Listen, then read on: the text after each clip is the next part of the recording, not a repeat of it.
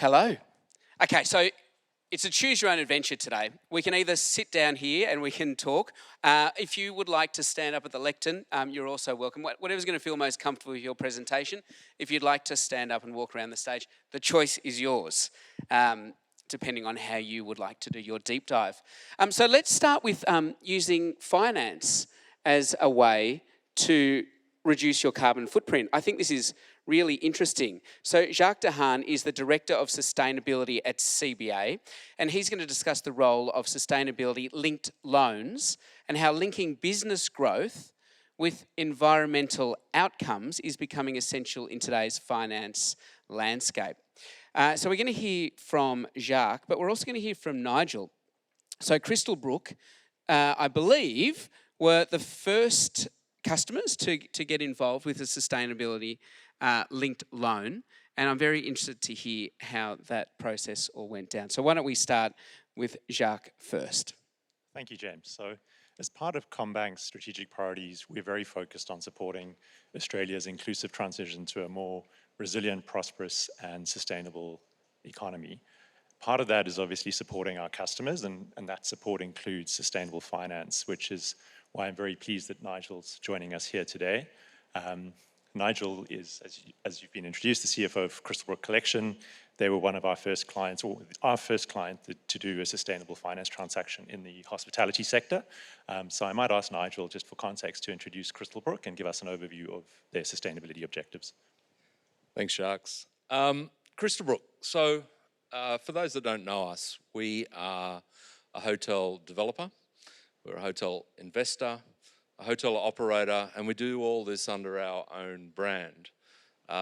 We have hotels, 3 fabulous hotels in Cairns, one here in Brisbane, in the Howard Smith Wharves, Crystalbrook Vincent, and we've other hotels in Byron, Newcastle, Sydney, and in the not too distant future, Adelaide and Canberra.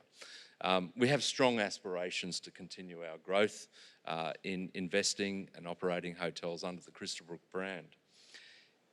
Our vision is to create global, innovative, responsible luxury experiences, and through that vision of ours, we find 2 words that really stand out to us, or a couple of words, in terms of innovation and responsible luxury that underpin our sustainability goals. You know, it was some time ago, right at the outset of the company, possibly 7 or 8 years ago now, that the group partnered with EarthCheck, who's a major sponsor here today. And with EarthCheck, we were able to start to establish a deep understanding of sustainability and the broad range of measures and abilities to set targets through the EarthCheck platform. More recently, that has been laser focused into a sustainability-linked loan. Perhaps I should just interrupt there, Nigel, and for the audience, a sustainability-linked loan is a loan instrument which Crystalbrook have entered into, and essentially it links the loan margin to their performance against a number of ambitious sustainability targets, which are material to their sector, and critically, you know, it has that variation in margin adjustment. So Nigel, I'd be very interested to hear from you. I mean, I suppose I've probably heard this before, but I think it'd be helpful for this context if you could share some of your motivation for linking your sustainability performance to your financing. Well, I guess part of it was right from the outset, and Jacques and some of his colleagues came into our office after we did a major refinance through a syndication of a number of banks, and introduced in early 2023 the concept of a sustainability-linked loan. And I thought at that time, when there was a couple of words Jacques used, which was carrot and stick, and combining that with a bank and loans sort of intrigued me, because it sort of took what we were trying to do through our sustainability goals to a much more meaningful level. So I think the first motivation for us was to prove up how serious we were going to be about sustainability. I think the next motivation was using a structure like the sustainability-linked loans, was to prove up for our customers a trust base that would come from Crystalbrook, and our seriousness towards having a financial metric and a financial positive or potentially negative outcome from the sustainability loan underpinning our work here. Further to that, our motivations also came from listening to our customers. 78% of our customers tell us that sustainability does pervade into their decision making in choosing a hotel group or a hotel to stay at. We listen to our employees as another motivation. In a recent employee survey, one of the highest scoring outcomes of that survey, when we questioned employees as to why they chose Crystalbrook or sought employment with us, sustainability and what we were doing in that space was an enormous scorecard for us. I suppose more personally, as the CFO of Crystalbrook, and selfishly a little bit, a motivation for me was what I was hearing out of the European markets in commercial real estate, that anecdotally, it's becoming very, very difficult to secure senior debt unless you have an established framework for sustainability measuring and performance targets. So those became, I think, enormous motivators. But the last motivator for me, if I may, Jacques, sorry to dominate here, but the last motivator was, from a financial sense, was to start to create that continuous loop where being our aspiration and our focus is to be on the positive side of the metrics with CommBank and achieve our targets, make these savings through our debt structure, and reinvest that back into sustainable measures. And there comes the looping of where we believe we can then really focus our efforts into the future and achieve great results in this sector for sustainability. Nigel, it's obviously very good for us and our shared objectives to have a case study such as Crystalbrook. How's the market received the transaction? Yeah, very interesting actually. It surprised us a little bit. I guess a couple of things that come to mind from a market perspective and corporate market. We, through this process with CommBank and laying down this platform, have got a lot of material, and we've got a lot of sustainability guidance documentation that now set. That's been coming into our RFIs in this most recent RFI season with corporates. And surprisingly, we're starting to win corporate contracts for next year with companies we've never dealt with. And the focus of companies through their RFI process into sustainability and having this work done and being able to prove up that we're not in any way greenwashing, we're not in any way subjective about what we're doing in sustainability, but we can present really solid objective base. That's one area we're seeing market benefit. Of course, and I'm not sure if I should say it yet, but hopefully when people jump on a Qantas magazine, as Qantas plane in the next month, they might read a little bit about us. That's marketing that as a little guy, as an emerging hotel company, to partner up with Australia's biggest bank to achieve this sort of marketing for us has been enormous. And I think the big thing for us is, the way the markets embrace this arrangement that we've come up between us. I think it's surprised people that most people might have expected this to be the big guys that were going to do this with a big bank. Well, we're emerging. We're actually the small guys in the room, but I think that has surprised the market a little bit, that we've been able to achieve this at a very early stage in the rollout of all this.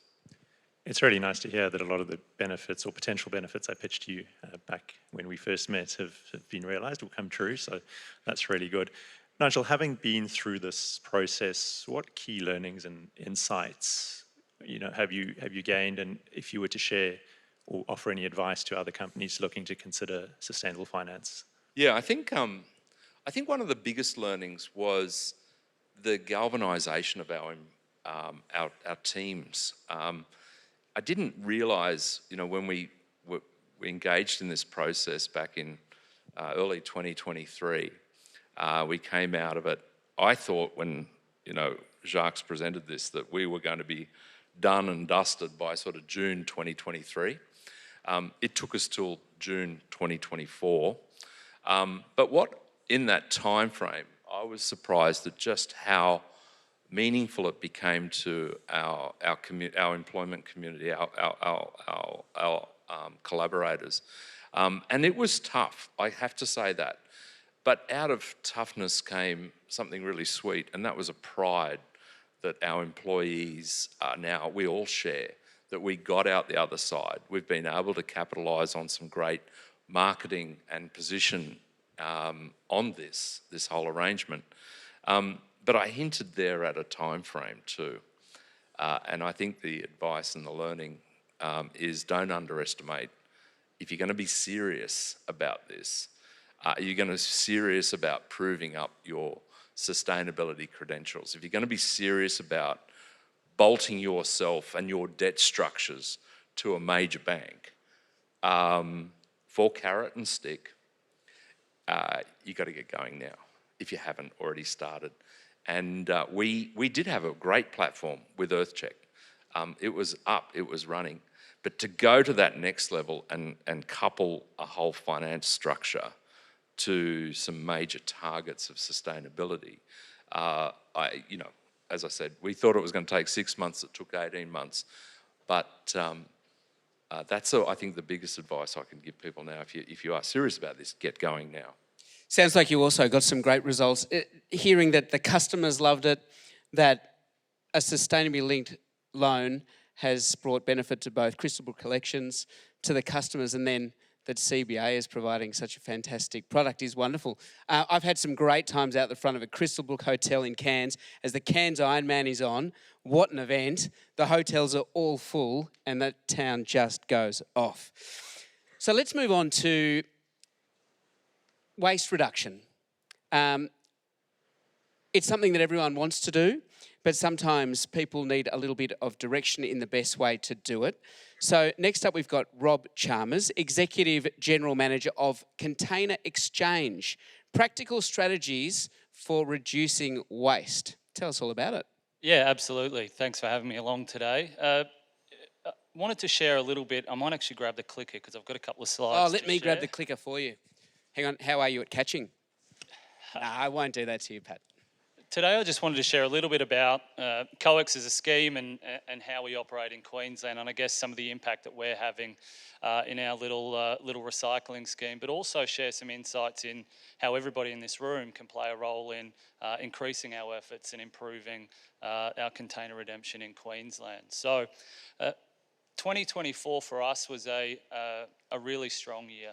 We saw significant growth, in fact, the largest growth we've seen in container recovery since the scheme's inception. And recently we just passed a milestone, which we're very proud about, that 9 billion containers have been returned to the scheme. We also saw significant job growth in 2024, 500 new roles supporting our network of operators, and our social impact continues to grow as well. For those that aren't familiar with the scheme and how the scheme operates, it's quite a complex little network. So a COEX, the organisation I work for, we're a not-for-profit appointed by the government to manage and facilitate the scheme. Our job is to get as many containers as possible into the scheme with a target of 85% of containers recovered. We do that in partnership with a network of independent operators. We're very different to a lot of schemes around the world that would generally employ a single or a couple of large multinationals. Our approach is jobs for Queensland for the benefit of Queenslanders, and our network is run through roughly 80 to 85 independent operators, and I think now we've got 370 return points. These operators range from small businesses, social enterprises, to some clever businesses that have built quite a footprint in our scheme. We do try as best to reach everybody we can. I've been to a lot of regional depots. Probably my favourite, and I'm a little bit biased, was a trip out to Winton to see a very, very small depot that opens for a couple of hours on Saturday. But every Saturday gets between 50 and 100,000 containers returned through the local community and all of the big properties around it. So it's a great little business. But we try to cover everywhere. I think our reach at the moment is about 94% of Queenslanders are within 10 Ks of one of our return points, but we're continuing to expand the network at the moment. We've got a lot of work to go though, and I think, as I mentioned earlier, our target is government mandated at 85%. The reality is we want all of the containers back. At the minute, in Queensland, and certainly in the last year, we still had over 1 billion containers end up in landfill. For Queenslanders, that's a missed opportunity in 10-cent refunds of $100 million. For our operator network, it's a missed opportunity in handling fees through the scheme of some $700 million. And for our beverage manufacturers, it means that when they're trying to implement recycled materials into their new containers, they're having to purchase these materials as virgin materials or recycled materials for overseas. So the more containers we can bring in, it does genuinely benefit Queenslanders in many ways. So what's the opportunity for people in this room? I think there's many, and there's a role that we've all got to play as well. I think COEX has a fantastic brand, and the scheme recognition for Queenslanders is really high. I think last year our scheme recognition across Queensland hit 97%. But people in this room house and host a lot of people from interstate and overseas. So I think the tourism industry has an important role to play in advocating for the scheme when people that aren't familiar with the scheme from outside of Queensland are consuming containers at all of our local venues. I think as an organisation, there's an opportunity to participate in the scheme as well, and it's never been easier to partner with COEX. In the last 18 months, we've stood up a dedicated commercial partners team. It's a team of about 20 people that are here to solve the complex challenges that arise from separating your containers out of your waste stream and getting them back into the scheme. So our team would love to talk to anybody that wants to participate. I mentioned the network as well and our return points, and this is a significant opportunity for people in this room. We are expanding the network, and we do need to continue to implement new technology to grow the scheme. The number one barrier that we hear from Queenslanders is to participating in the scheme is convenience and access. We, as I mentioned, have 370-ish return points in Queensland. Victoria has over 600. So we are underutilised from a return point. And the challenge with that is available land in a lot of our densely populated areas. Interestingly, as you can see on the screen here, this is one of our machines at one of our partner sites. And for the very small donation of land, I think it was about 3 car parks, last year this site generated in excess of $65,000 in passive income for the landowner. So the opportunity financially is considerable as well. And the challenge is we can't do it alone. As I said, we do need help from everybody in this room in influencing Queenslanders and all of our visitors, but also driving that behavioural change in our own people to participate in the scheme more regularly so that we can drive to the 85% target and beyond. That's great. Thanks, Rob. And container exchanges, an arrangement with visitor centres around Queensland? Yeah, absolutely. We've got lots of fantastic partners already in the tourism industry. Visitor centres is something that we're kicking off now, and it's an opportunity. As I said, we've got an interested party that wants to make a change for their local community, wants to make a change for the future of Queensland, and has that land available that we can access. So when we are exploring road trips around Queensland and stopping in towns that have visitor centres, you will start to see over the coming months and years many more green and white return points in these locations, which is great. Very good to hear. Thank you. And you might have heard over the course of the last few months about the emissions reduction program for tourism. So it's part of the Quality Tourism Framework, one of QTIC's accreditation programs.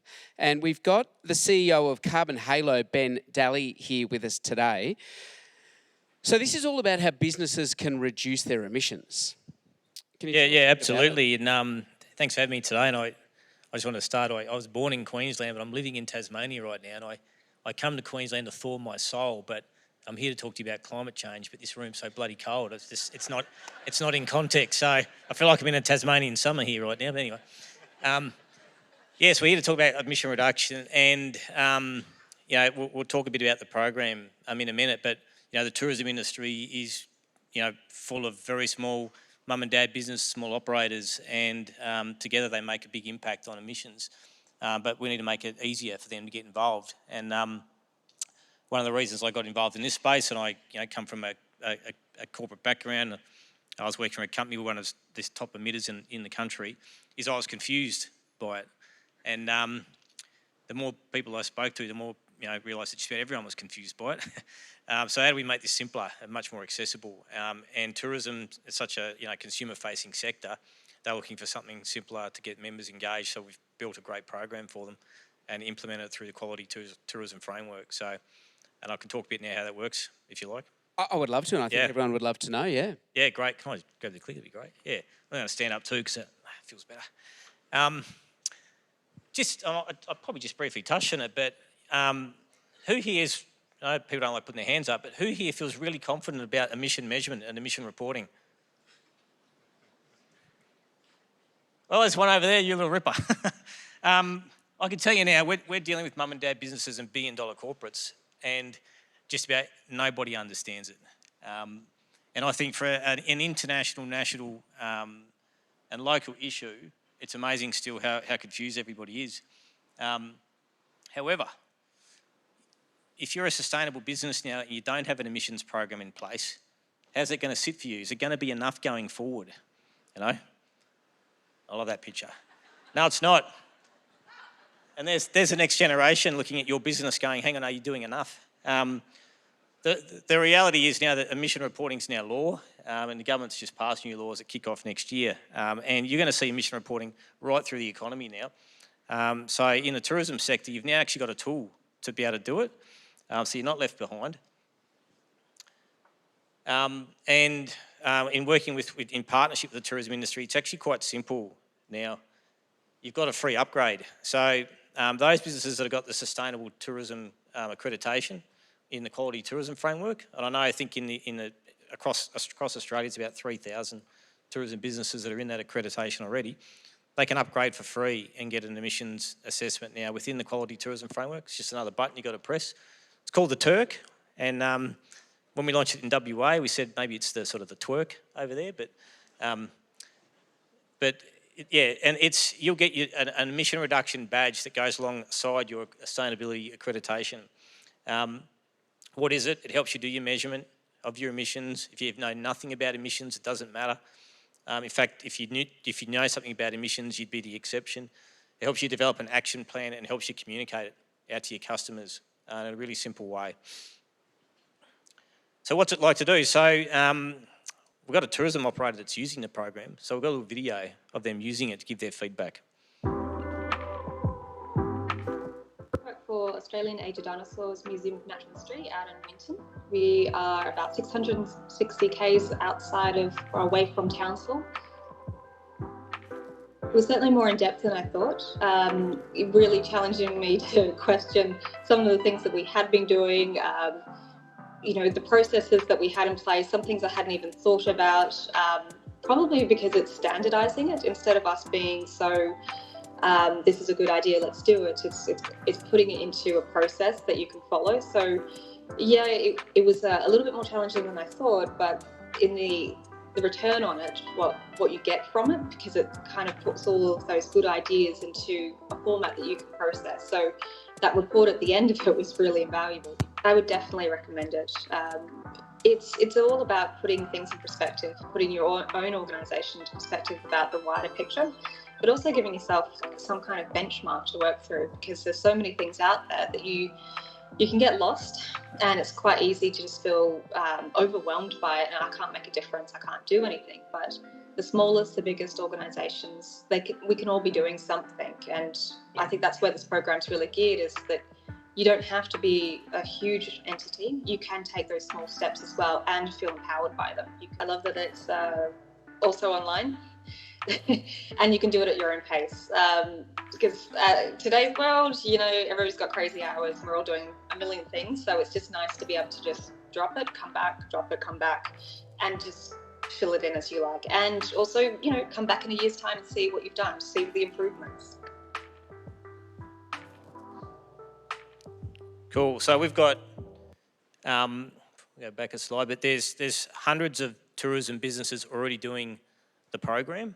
And collectively across the industry, they've already registered over 1,500 actions that they're taking to reduce emissions, which is fantastic. However, Queensland's got a little problem, and I hear a fair bit of competition here today versus the other states, which is really cool. Tassie's winning. They've got more participation than Queensland right now. So, we've got the Olympic Games coming. There's a real opportunity here for Queensland to lead the way in participation now on getting involved in demonstrating your commitment to emissions. Now, in the program too, businesses like to get help. There's a full online service to work with dedicated tourism operators and sustainability operators that will help you get it done. I don't know if Danny's here in the room. Danny's right at the back. I also heard today that people have got psychological issues, and talking to people. If you're feeling down and out, just go talk to Danny. She's an energizer bunny. She loves sustainability and tourism sectors. So you can connect with her through the program and have one-on-one sessions. So get involved. Go on the Quality Tourism Framework and press the Turk button, and you're in. Thank you very much. Okay, let's get to the nuts and bolts of Brisbane 2032. Cardboard beds. Are they the best way to reduce carbon emissions? Would you sleep on them, and should we have them for Brisbane Olympics? I'll start with you, Nigel. Well, that's a bit of a contentious one, isn't it, after Paris? But I'm going to go with no. Okay. Jacques? If you can get me to the Olympics, I'll certainly sleep on a cardboard bed, but in terms of whether they're the best solution, I'm not qualified to answer that. What would be a better solution? Well, what's interesting is, I'm a fan of anybody that's identified a problem to solve and are doing their best to solve it. And we know that the first iteration of anything new isn't the best, but we sit in this room here today. I was part of the lighting industry when the LED revolution started, and only 10 years ago sat in a room with executives from Philips, Osram and GE, who were the founders of our traditional light sources, and they said that this technology would never take off, it would never happen, it was bad, and nobody would use it. And we're in a room today that is 100% lit by LED lights, and the legacy technology is redundant. So I probably am not ready to buy a cardboard bed today, but if in 10 years traditional beds are obsolete, then we'll look at the Paris Olympics. Interesting, okay. And finally?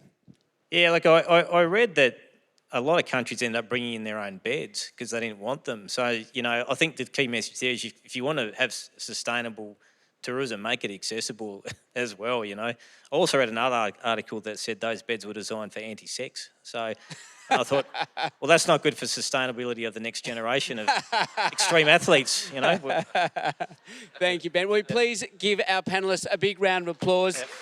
Nigel from Crystalbrook Collection, Jacques from the Commonwealth Bank, we've got Rob from Container Exchange, and Ben from Carbonhalo. Thank you very much, gentlemen.